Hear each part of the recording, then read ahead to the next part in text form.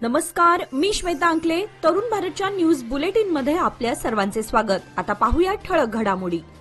अनगोळ येथील धर्मवीर संभाजी महाराजांच्या मूर्तीच्या लोकार्पण सोहळ्यावरून 2 गटात पुन्हा एकदा अंतर्गत धुसफूस सुरू झाली आहे.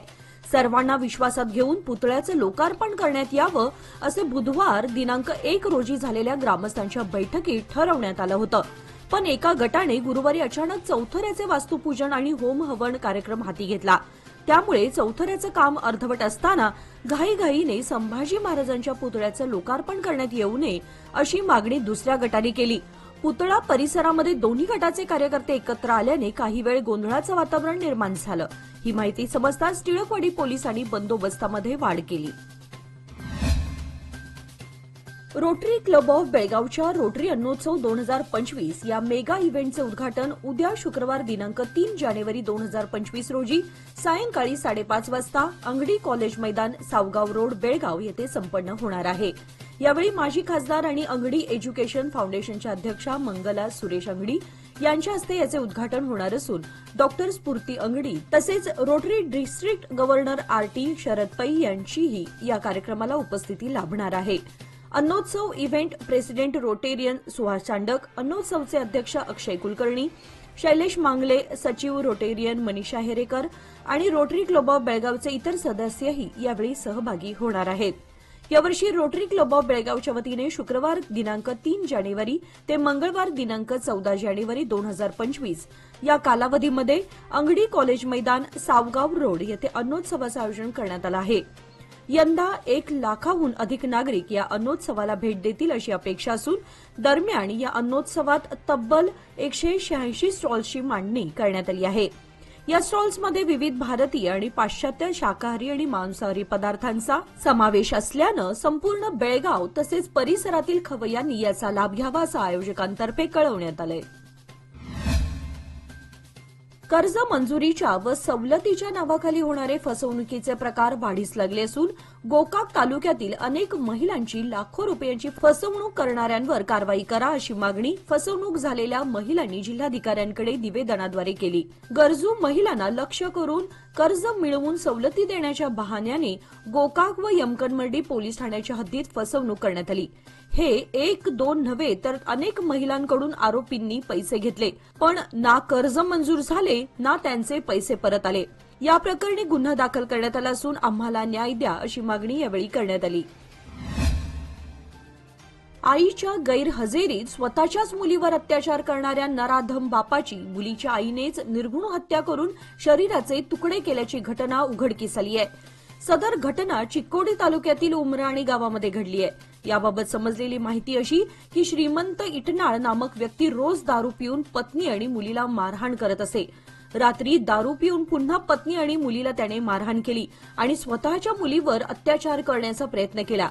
या प्रकाराने संतापलेल्या पत्नी सावित्री इटनाळ हिने पतीच्या डोक्यात दगड घालून ठार केलं होतं. या प्रकरणाची चौकशी चिक्कोडी पोलिसांनी हाती घेतली होती. त्यानुसार संपूर्ण चौकशी व पुराव्यासहित त्याची पत्नी दोषी आढळून आल्यानं तिनेच आपल्या पतीचा खून केल्याचं स्पष्ट झालंय. शेततळ्यात पडून 2 मुलांसह आईचा मृत्यू झाल्याची दुर्दैवी घटना घडली आहे. सदर घटना ही विजयपूर जिल्ह्यातील देवर हिप्परगी तालुक्यातील हरनाळ या गावामध्ये घडली असून कुटुंबियांवर दुःखाचा डोंगर कोसळलाय. गीता बडागी वय 28, श्रावण बडागी वय 6 आणि शरण बडागी वय 4 अशी मयत आई मुलांची नावे आहेत.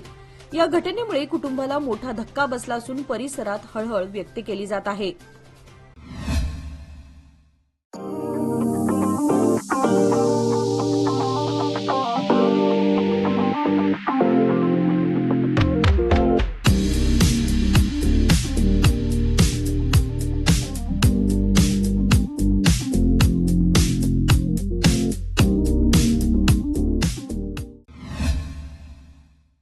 कर्नाटक होमगार्डच्या स्थापना दिनानिमित्त गुरुवारी बेळगाव शहरात होमगार्डच्या जवानांनी प्रभात फेरी काढली. कर्नाटक गृह संरक्षण वाहिनीच्या जिल्हा कार्यालयापासून सुरू झालेली प्रभात फेरी बस स्थानक, काकतीवेस, शनिवार पेठ, गणपत गल्ली, खडे बाजार, रामदेव गल्ली, समादेवी गल्ली, कॉलेज रोड, चन्नमा चौक मार्गे शहरामध्ये फिरून पुन्हा कार्यालयाच्या आवारात संपली. प्रभात फेरीचे नेतृत्व कर्नाटक गृह संरक्षण वाहिनी संघाचे प्रमुख यांनी केले. तत्पूर्वी कार्यालयाच्या स्थापना दिनानिमित्त होमगार्ड कार्यालयात ध्वजारोहण केले आणि नंतर होमगार्ड जवानांना संबोधित करताना आजचा दिवस ऐतिहासिक दिवस असल्याचे सांगितले. चिकोडी तालुक्यातील उमराणी येथे एका महिलेने आपल्या पतीची निर्घृण हत्या करून मृतदेहाचे 2 तुकडे करून बॅरेलमधून नेल्याचा धक्कादायक प्रकार उघडकीस आला. या घटनेने तालुक्यात एकच खळबळ उडाली असून सदर महिलेला पोलिसांनी अटक केली आहे, अशी माहिती जिल्हा पोलीस प्रमुख डॉ. भीमाशंकर गुळेद यांनी आज आयोजित पत्रकार परिषदेत दिली. पती श्रीमंत इटनाळे याच्या सततच्या त्रासामुळे संतप्त झालेल्या सावित्रीने मुलं झोपल्यानंतर पतीच्या डोक्यात दगडाने वार करून त्याला ठार केले. सर्व पुरावे नष्ट करण्यात आले होते. मात्र मृताच्या पत्नीवर संशय आल्यानं पोलिसांनी तिची कसून चौकशी केली असता तिने आपणच पतीची हत्या केल्याचं कबूल केलं. त्यामुळे सावित्री इटनाळे यांना अटक करून पुढील तपास सुरू असल्याचं त्यांनी सांगितलं. बेळगाव उत्तर मतदारसंघाचे आमदार आसिफ उर्फ राजू सेठ यांनी आज गुरुवार दिनांक 2 जानेवारी रोजी हनुमान नगर कन्नड शाळेमध्ये नव्याने बांधलेल्या वर्गखोलीचे उद्घाटन केले. यावेळी युवा नेते अमन सेठ यांच्या समवेत आमदारांनी तरुण विद्यार्थ्यांचं भविष्य घडवण्यासाठी शिक्षणाच्या महत्त्वावर भर दिला. नव्याने बांधलेल्या वर्गखोलीमुळे शाळेतील विद्यार्थ्यांच्या वाढत्या संख्येची पूर्तता करणं अपेक्षित असून शिकण्याची उत्तम परिस्थिती आणि शैक्षणिक उत्कृष्टतेसाठी अधिक अनुकूल वातावरण विद्यार्थ्यांना उपलब्ध होणार आहे. या कार्यक्रमादरम्यान बोलताना आमदार आसिफ सेठ यांनी विद्यार्थ्यांना शक्य तितक्या चांगल्या सुविधा पुरवणं हे आपलं कर्तव्य असल्याचं म्हटलं. या प्रसंगी शिक्षक, विद्यार्थी आणि पालकवर्ग बहुसंख्येने उपस्थित राहून उत्तम प्रतिसाद दिला. बेळगाव शहर पोलिसांनी राष्ट्रपती द्रौपदी मुर्मू यांच्या उद्या शुक्रवारच्या नियोजित दौऱ्याची तयारी सुरू केली आहे. KLE doctor Sampatkumar S शिवाणगी cancer रुग्णालयाचा उद्घाटन समारंभ होत आहे. या कार्यक्रमाला प्रमुख पाहुणे म्हणून राष्ट्रपती मुर्मू यांची उपस्थिती आहे.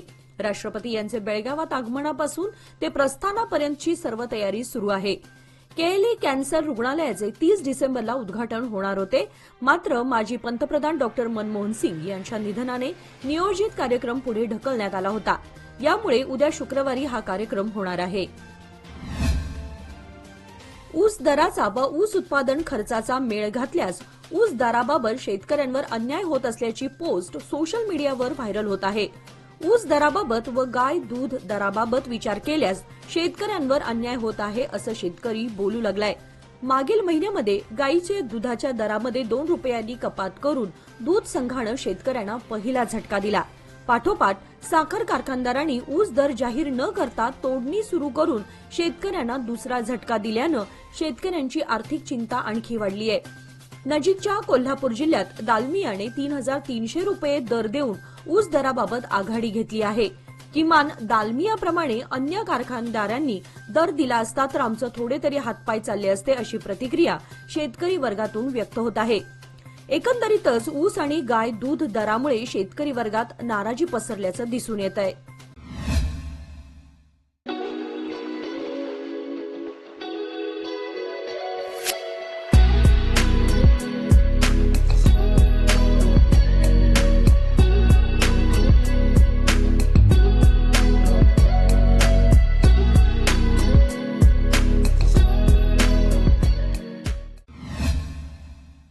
निपाणी श्रीपेवाडी जत्राट हा मार्ग नेहमीच वर्दळीचा मार्ग म्हणून ओळखला जातो. या मार्गावरून नांगणूर, अक्कोळ, भिवशी, आडी, बेनाडी या गावांकडे जाणाऱ्या वाहनांची संख्याही अधिक असते. मार्गावर निर्माण झालेली निपाणी औद्योगिक वसाहत, शाळा, महाविद्यालये यामुळे हा मार्ग नेहमीच गजबजलेला दिसतो. या मार्गाचं रुंदीकरणासह डांबरीकरण करण्यात आलं आहे. सुसज्ज झालेला हा रस्ता वाहनधारकांसाठी फायद्याचा ठरतोय. असं असलं तरी मार्गावर कुठेच गतिरोधक नसल्यानं वाहनांचा वेग वाढतोय. याचा परिणाम म्हणून अपघातांची संख्याही दिवसेंदिवस वाढत असून हा मार्ग अपघाताचं केंद्र बनू पाहतोय. यासाठी या मार्गावर आवश्यक ठिकाणी गतिरोधक बसवावेत अशी मागणी वाहनधारक आणि नागरिकातून केली जातीये. गेल्या काही दिवसांपासून नगरपालिकेचा वसुली विभाग घरफाळा वसुलीच्या मोहिमेत व्यस्त आहे. वसुली देण्याबाबतीत नागरिकांचा थंडा प्रतिसाद असल्यानं प्रशासनाची चिंताही वाढली आहे. यंदाच्या आर्थिक वर्षातील 9 महिन्यांमध्ये केवळ 34% वसुली झाल्यानं उर्वरित 3 महिन्यात वसुली मोहीम आणखी गतिमान करावी लागणार आहे. शहर व उपनगरांचा विस्तार दिवसेंदिवस वाढतोय. यातून पालिकेच्या उत्पन्नातही भर पडत आहे. याचबरोबर आजचे बातमीपत्र इथे संपले. अधिक माहिती आणि ताज्या घडामोडींसाठी पाहत रहा तरुण भारत न्यूज चॅनल. तसेच आमच्या चॅनलला लाईक, शेअर आणि सबस्क्राईब करायला विसरू नका. आणि विश्वासार्ह बातम्यांसाठी दररोज वाचा दैनिक तरुण भारत. धन्यवाद.